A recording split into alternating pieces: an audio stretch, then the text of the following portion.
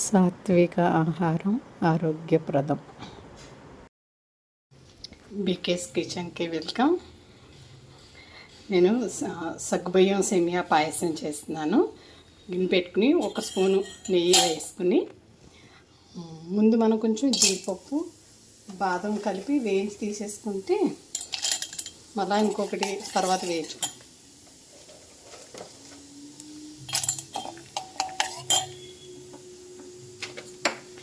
ఇది చాలా స్వీట్లో చెప్తారు కదా, ఏదైనా కానీ ఎవరికైనా కానీ సంతోషాన్ని వ్యక్తం చేయడానికి పాయసం చేసి తినిపించండి అంటారు. అంటే పాయసానికి అంత వాల్యూ ఉంది, దీనికి అంత గ్రేట్నెస్ ఉంది.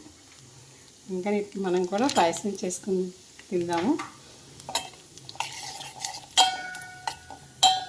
ఇలా వేయించుకున్న తర్వాత ఇవి ఒక చిన్న బౌల్లోకి తీసేసుకుంటే ఇందులో కొంచెం సగ్గుబియ్యం వేస్తాను. సన్న సగ్గుబియ్యం అని అంటారు కదా, ఇది ఇట్టే ఉడికిపోతుంది, పాలల్లోనే మనకి ఉడికిపోతుంది.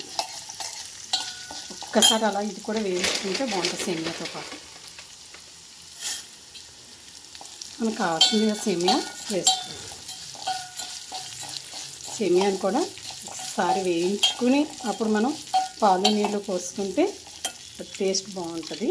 పచ్చి సేమియా కంటే ఒక్కసారి ఇలాగా వేయించిన సేమియా అయితే టేస్ట్ చాలా బాగుంటుంది.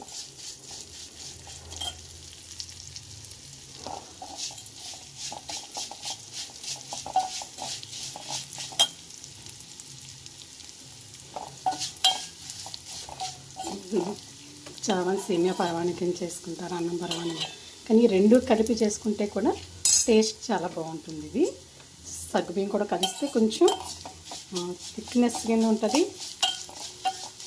తాగటానికి టేస్ట్ మధ్య మధ్యలో సగ్గుబియ్యం తగులుతూ ఉంటే టేస్ట్ వేరబ్బా. ఇవి ఇన్నే పోసుకోవాలి అన్నే పోసుకోవాలి ఏమీ లేదు. మనం చిక్కగా కావాలనుకుంటే మనం తీసుకునే దానికి 1.5 పోసుకుంటే సరిపోతుంది. కానీ తాగేది గ్లాసులో పోసుకొని తాగాలనుకుంటే కొంచెం ఎక్కువ పోసుకోవాలి. నీళ్ళు పాలు రెండు సమానంగా పోసుకుంటే సరిపోతుంది. ఇది బాగా వేడెక్కనిచ్చి 1 నిమిషం ఉడికిన తర్వాత మనం స్టవ్ బంద్ చేసేసి ఒక 5 నిమిషాలు మూత పెడితే అవి ఉడికిపోతాయి. బాగా ఉడికిపోయినా సగ్గుబియ్యం బాగోదు, అందుకని ఎంత ఉడకాలో అంత, అంటే ఉడకాలి కానీ బాగా మెత్తగా కలిసిపోయేలాగా ఉడకనివ్వద్దు. ఇప్పుడు నేను స్టవ్ బంద్ చేసి మూత పెడుతున్నాను మరిగేంత వరకు. స్టవ్ బంద్